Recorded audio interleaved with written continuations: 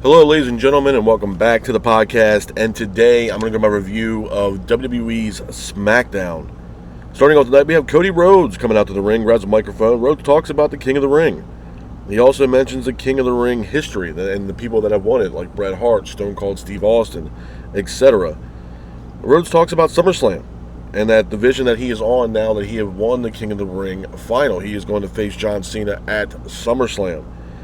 After that, Rhodes is interrupted by Randy Orton. Orton comes out the ring, grabs a microphone, says for weeks he knew that he was going to try to win the King of the Ring tournament. Orton says that he respects Rhodes. Orton wants Rhodes to beat Cena at SummerSlam.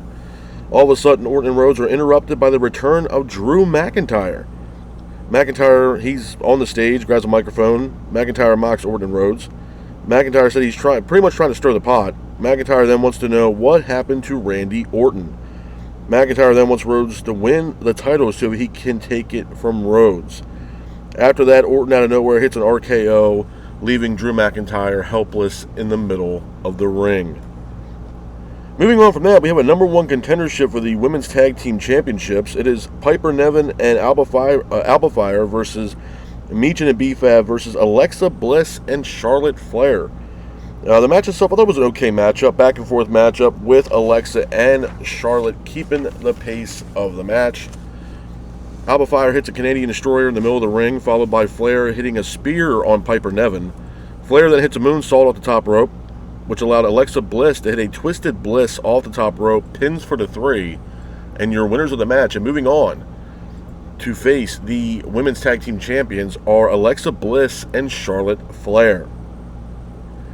Moving on from that, we go into our next match of the night. It's a 8-man tag team matchup. It is the Wyatt Six taking on Johnny Gargano, Humberto Carrillo, Montez Ford, and Chris Sabin. I thought it was a decent match. Back and forth matchup with both teams involved, with Wyatt Six keeping the pace of the match. Eric Rowan, though, hits the finish, pins for the 3, and your winners of the match are the Wyatt Six. And it looks like the Wyatt Six now will become the new number one contenders for the tag team championships. Moving on from that, we got Tiffany Stratton. Tiffany Stratton comes out to the ring, grabs a microphone. She talks about Nia Jax in her last women's standing match. Tiffany mentions Jade Cargill. After that, Jade is here. She interrupts Tiffany Stratton. She comes out to the ring, grabs a microphone. Jade says that no matter what, she's going to be champion. After that, Trish Stratus is here. The crowd erupts. Trish Stratus comes out to the ring. Tiffany Stratton announces that it will be herself defending her title against Trish Stratus at Evolution. Stratus then hypes up Evolution, and Tiffany then mocks Trish Stratus. So it is official. We will get Tiffany Stratton versus Trish Stratus at Evolution.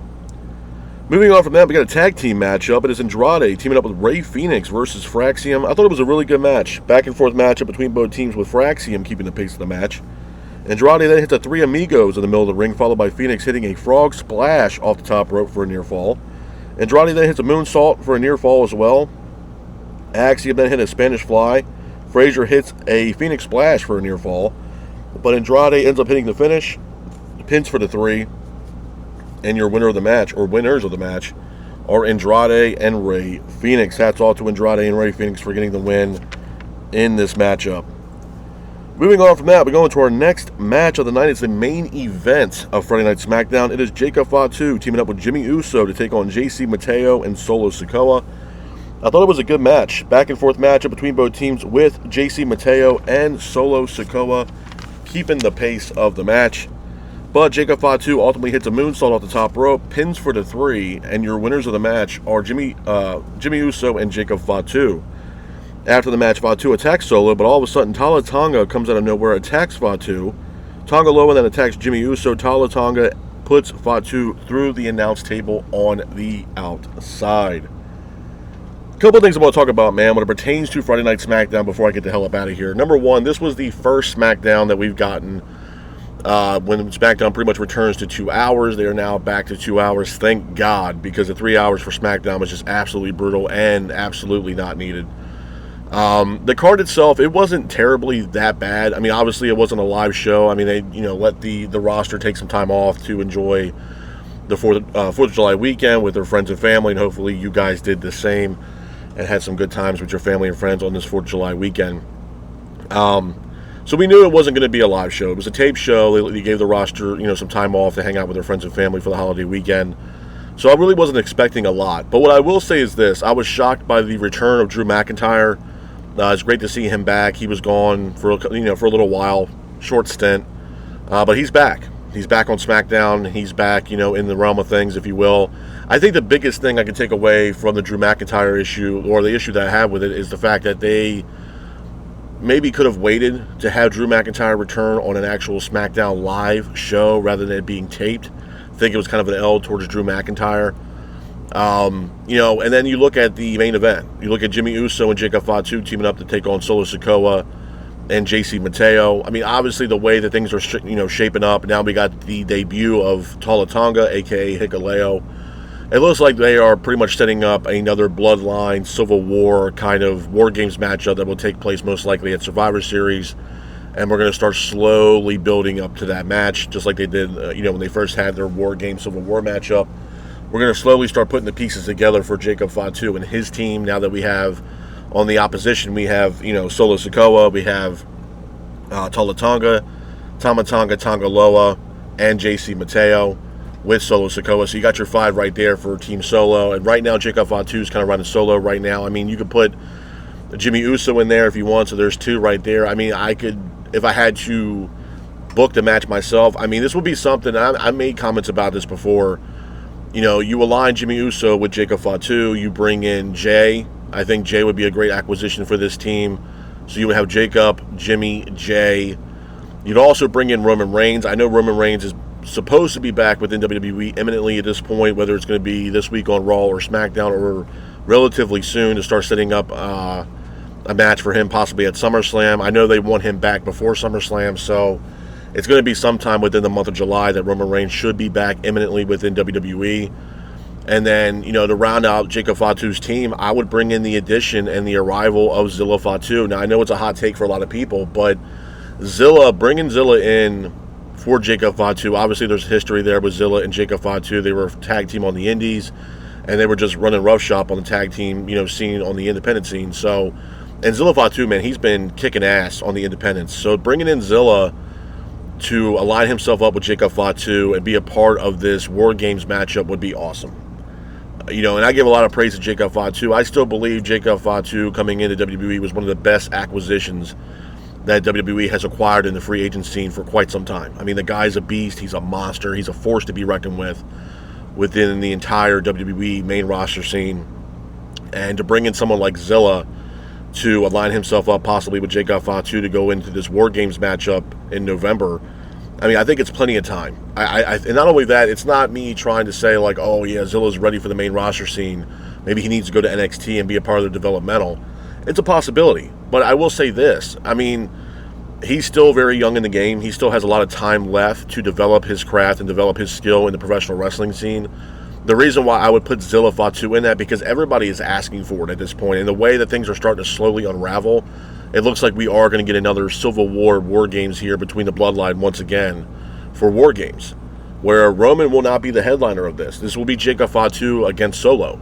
Fatu is the main guy going up against Solo Sikoa. And like I said, Solo already has his 5. If we get, like I said, we got Solo, we got JC Mateo, we got Tonga Loa, hopefully the return of Tama Tonga, and then we had the debut of Tala Tonga, a.k.a. Hikuleo. There's your 5 members right there for Team Solo, where Jacob Fatu needs to start bringing in guys to help him out to go up against this team, because right now he's on an island all by himself. I mean, it would seem like Jimmy would be joining Jacob, but then the other question is what about the rest, the other 3 guys? Who else is going to join, or line themselves up with Jacob? Is it going to be Jay? Is it going to be Roman? Are we going to get the debut of Zilla Fatu to come in and also help Jacob Fatu? And to be honest with you, if you're bringing in someone or contemplating bringing someone in like a Zilla Fatu without a predominant storyline to bring him into, I mean, this is the perfect definition to bring him in. I mean, he fits the mold. Obviously, he's a part of this Bloodline storyline, whether, no matter what. Have him come in, have him align himself up with Jacob Fatu. Obviously, there's a history there, not only from the family, but the history there between Jacob and Zilla. I would have Zilla as the 5th guy and have him debut. I think he's ready. I think he's ready to go. I think he'd be a great addition to the main roster. I think he'd be great for SmackDown.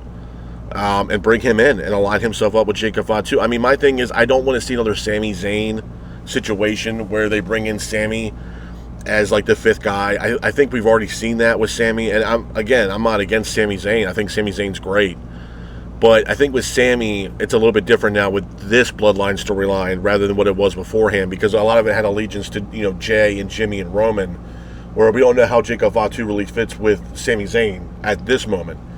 So I would bring in someone like Zilla, man. I think Zilla would be a great addition. I think it would be a great way to bring him into the fold for the main roster and have, 5v5 in a War Games matchup in November for Survivor Series. I think it would be great. I also want to talk about Evolution as well. For what it's worth, man, and this is not a hot take as far as the women on the main roster. I've praised the women on the main roster for both Raw and SmackDown. There's a lot of great talent on both sides of the fence, whether it's Raw and SmackDown. And I'm crucial when I need to be, like I was against Selena Vega. I think her title run with the U.S. Championship was awful. And at this point, I'm still surprised she still has a job and employed with WWE. I'm sorry. I said the same thing about Jade Cargill. I think Jade, in that matchup that she had against Asuka, I thought it was awful. I mean, here she has been wrestling now for quite some time, and she is still green as grass. And I think this is the best that we're going to get out of Jade. I don't think there's anything else spectacular that we're going to get from Jade Cargill. But there are other women on the roster that are doing great things. You look at Alexa Bliss. She finally came back, and she's doing great things. She's in storylines now. You look at, Tiffany Stratton. Tiffany Stratton's killing it right now. Absolutely killing it. She's doing a phenomenal thing, having great matches. You look at Nia Jax as of late. Nia Jax has really picked up the pace in some of the matches that she's had as of late. I would say even the women's last woman standing match against Tiffany Stratton, it wasn't a terrible match. So there are certain female talents that are really, really good on the main roster and some that just need a lot of help. I'm very curious to see how Evolution is going to stack up. I honestly, truly believe once Liv Morgan got injured, I really genuinely believe it fucked up a lot of plans for Evolution. And to be honest with you, I think it did. I mean, you can't say that it didn't, because once Liv Morgan got injured in that freak accident, I mean, WWE was scrambling, trying to figure out this match card leading up to Evolution that's taking place this Sunday. So they're hell on wheels trying to figure out and put on a decent event for Evolution 2. I mean, this is something that some fans out there have been patiently waiting for. They've been waiting for an Evolution 2. We had Evolution 1 years ago, and now we're getting Evolution 2. And I'm going to be honest, I think Evolution 2 is going to be shittier compared to Evolution 1. I think Liv Morgan threw a curveball into a lot of this with the unfortunate injury, and they're just trying to do whatever they can to book a decent PLE for Evolution. And I think it's just going to be shit. I mean, I think Liv Morgan was set up for a match against Nikki Bella. I don't think that's going to happen. There has been rumors and speculation. A lot of people are saying, oh, this is going to be when Paige returns to WWE. I don't know.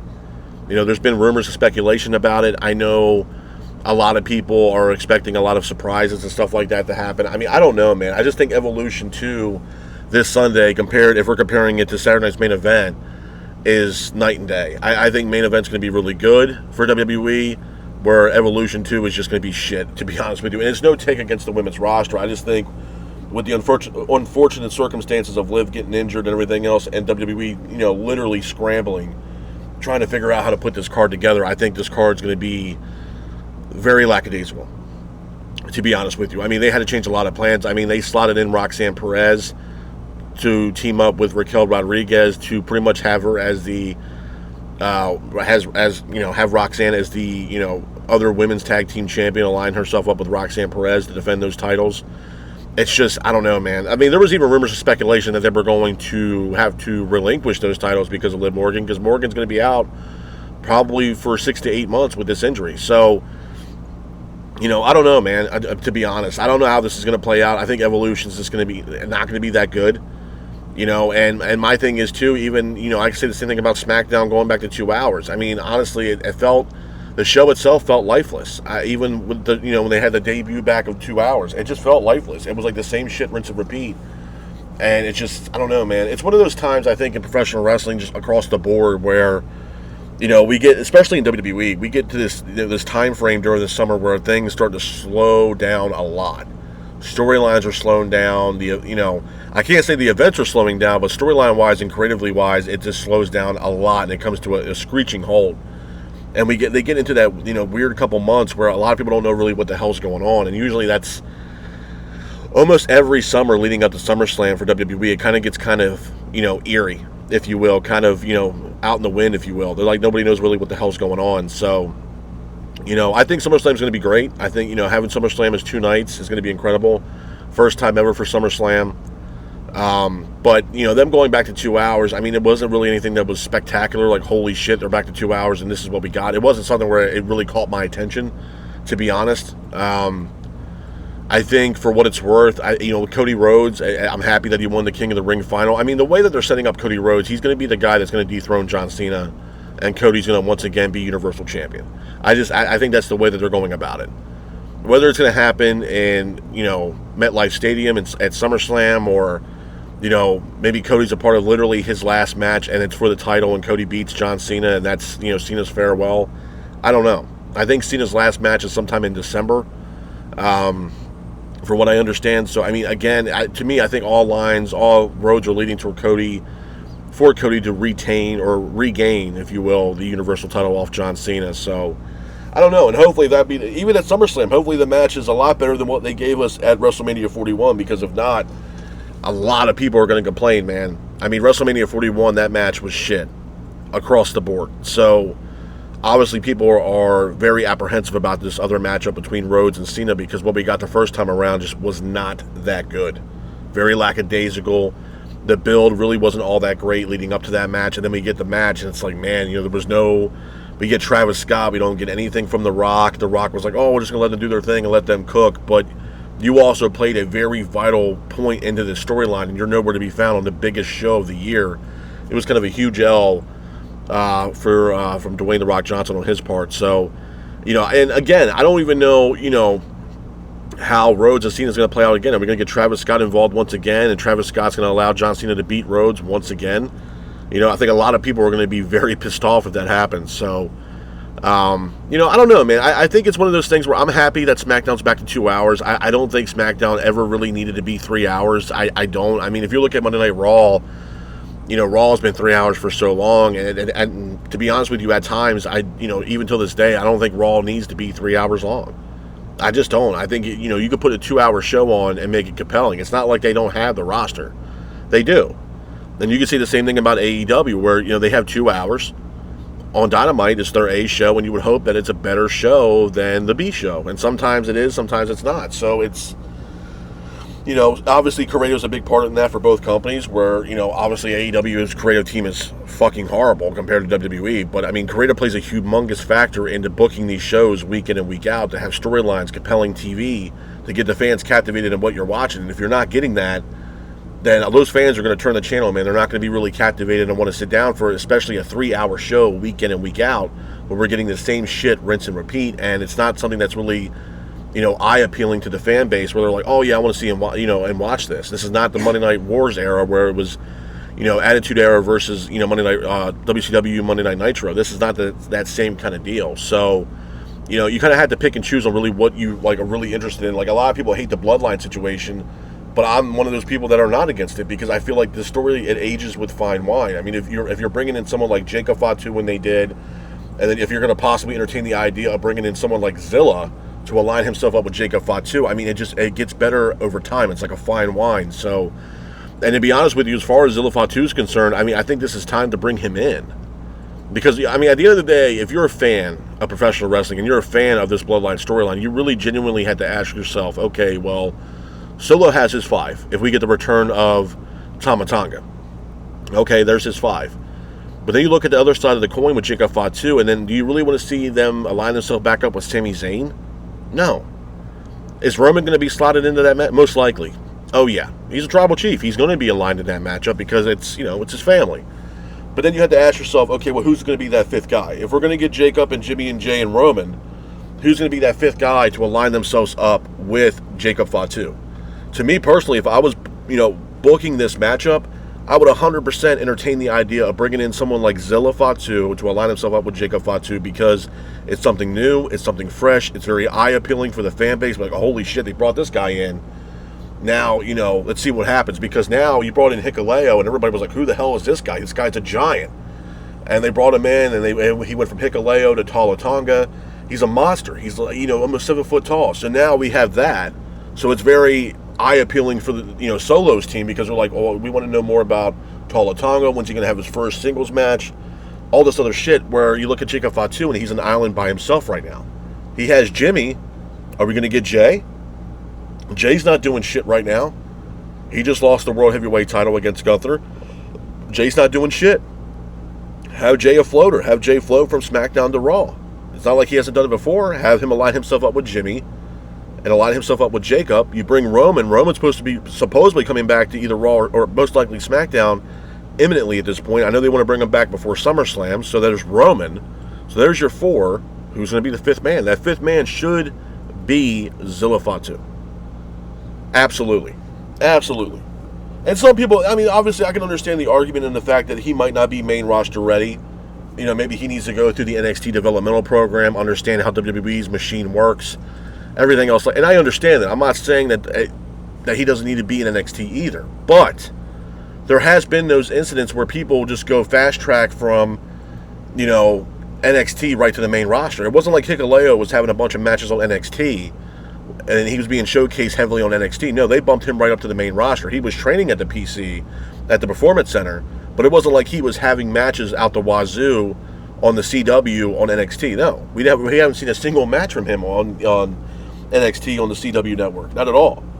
So they fast-tracked him right to the main roster when he was ready, when he was doing all the stuff and training at the Performance Center. So, again, you look at someone like JC Mateo. I'm not saying, like, obviously, there's an age gap there between, Jeff Cobb and Zilla Fatu. I get that.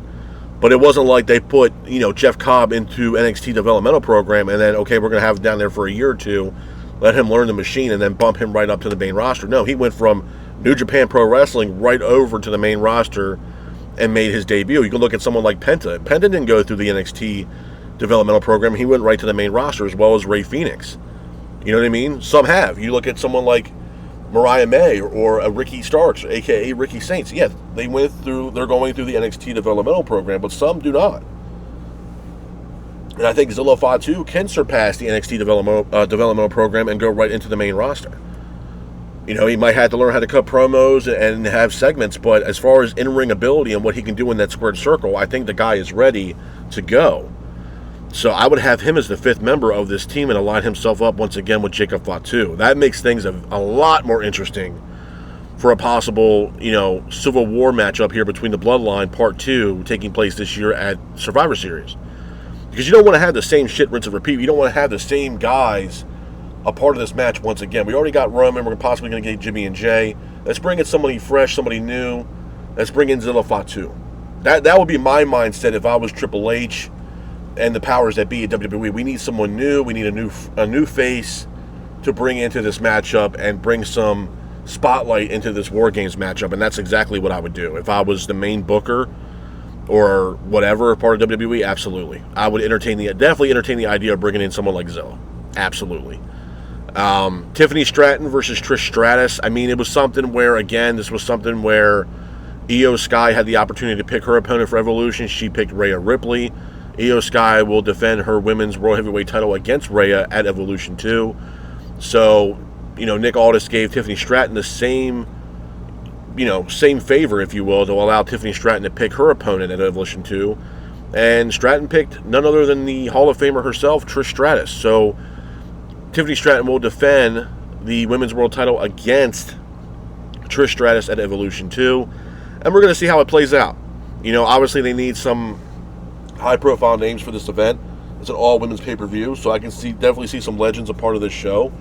I don't know if Nikki Bella is going to have a match for this show, but I can see Nikki Bella, possibly Brie Bella, show up for this show as well to be a part of it in some kind of capacity. Maybe Lita will also be a part of this show in some kind of capacity. I know a lot of people want to see AJ Lee a part of this show. I mean, AJ Lee showing up would be huge. I know people are patiently waiting to possibly see Paige return to WWE. So a lot of things are up in the air. I mean, I'm not sitting here saying it's going to be the worst show ever. I just don't think it's going to be that good compared to Evolution 1. I'd be surprised.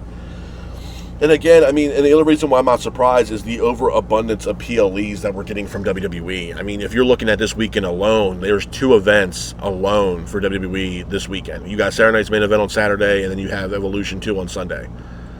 And then obviously you have All In for, it's a huge wrestling weekend for, not only content creators, but wrestling fans around the world. I mean, this is a huge weekend for professional wrestling because seemingly you have 3, PLEs, if you want to call it that, for this weekend.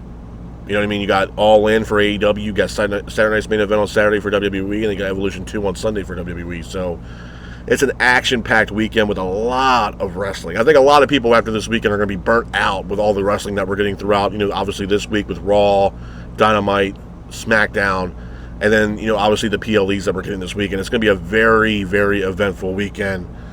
And, I will have everything covered for you guys right here. There will be reviews for not for both, but for all events this weekend. That includes Saturday Night's Main Event, All In, and especially Evolution 2. I will have a full recap and review for you guys for those shows. There will be podcast episodes for those events, as well as your Monday Night Raw post-show, Smackdown post-show, as well as AEW Dynamite post-show. That will all be right here on the podcast. And like I said before, man, if you guys are new here, obviously I have a YouTube channel out there. It's Stay Classic with Mr. Classic. If you guys can go over there, give it a like, give it a subscribe, man. I put videos out on that almost daily. There's also old coverage from like old WCW stuff on there, some ECW stuff, Royal Rumbles. If you guys want to hear my thoughts on those events, there are reviews of that as well. So, obviously everybody has a YouTube. I mean, I would hope so at this point. But if you guys are interested in the show, and I hope you guys are, man, go over to YouTube, Stay Classic with Mr. Classic. Give it a like, give it a subscribe, give it a thumbs up. I would appreciate it immensely. And then for those who like the audio side of the podcast, man, you can pretty much get it on any single audio platform that's out there. Like I said, give it a thumbs up, give it a like. It would mean a lot as well. But we're posting a lot of these shows more. We're going to do a lot more work. I'm looking into a lot more other things with the podcast as well.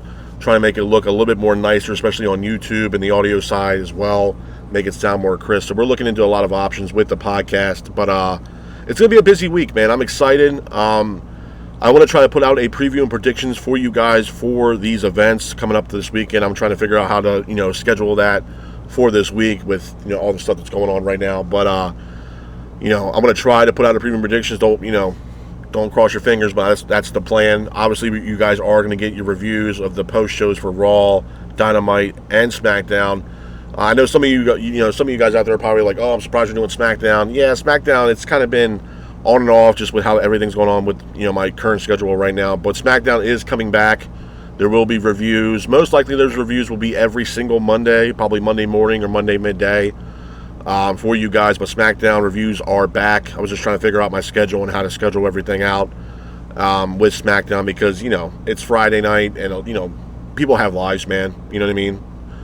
And they want to enjoy their weekends and stuff like that and, family stuff or personal stuff going on. So it's kind of hard to plan to do reviews with, personal stuff going on as well. So, but the Smackdown reviews are back as well as obviously Raw and AEW Dynamite, as well as all the PLEs. Like I said, man, this is the place to be for these post shows this weekend, as well as your Raw, Dynamite, and Smackdown post show. This is the place to be. And like I said, man, we're going to start, putting these shows out week in and week out. And like I said, if you guys got a YouTube, go over to YouTube, type in Stay Classic with Mr. Classic, go over there, give it a like, subscribe, thumbs up. I really, really would appreciate it. And like I said, man, we're going to start putting out more content. Like I said, I'm also trying to possibly dabble into doing some old school stuff as well. Maybe some Nitros, maybe some old school ECW events as well. I'll give you guys my reviews on those as well. Kind of have a little fun on the YouTube side of things. But, yeah, I mean, that's the direction that we're trying to go here, man. We're trying to get a lot more things going on here on the YouTube side as well as the audio side of the podcast. But besides all that stuff, man, I mean, like I said, Smackdown, it wasn't a bad show. I'm not going to sit here saying it was the worst show either. I mean, obviously, I'm excited they're back to 2 hours. I mean, it's something that a lot of people have been patiently waiting for because it was not even needed at all, nor necessary to have SmackDown as a 3-hour show week in and week out. It was just unnecessary and just made the shows very long and not really appealing for the consumer of the show. So I'm happy that they went back to 2 hours. But did a lot of things change when they went back to 2 hours on Friday Night SmackDown? Not really. We did see the return of Drew McIntyre, which was great, but I kind of wish they would have waited until he went back to being live and not it being a tape show to have this guy return. I feel like Drew McIntyre is one of those guys also that's on the main roster that's always getting the cold shoulder, to be honest with you, man. That guy goes through a lot of shit on the main roster, but that's just my opinion. But like I said, man, we're locked in for this weekend. We're locked in for this week. Like I said, I will have a Raw post-show review for you guys on Tuesday. We'll have a Dynamite review as well as Friday Night Smackdown. I'm going to try to fit in a preview and predictions for the events this weekend.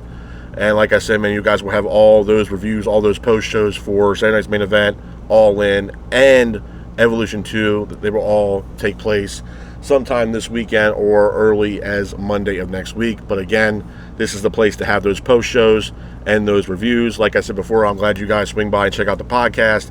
And again, go over to YouTube, Stay Classic with Mr. Classic. Give it a like, give it a subscribe, give it a follow, and I would appreciate it immensely. But with that being said, this is my review of Friday Night Smackdown. I hope you guys are out there staying safe. Be careful, and remember,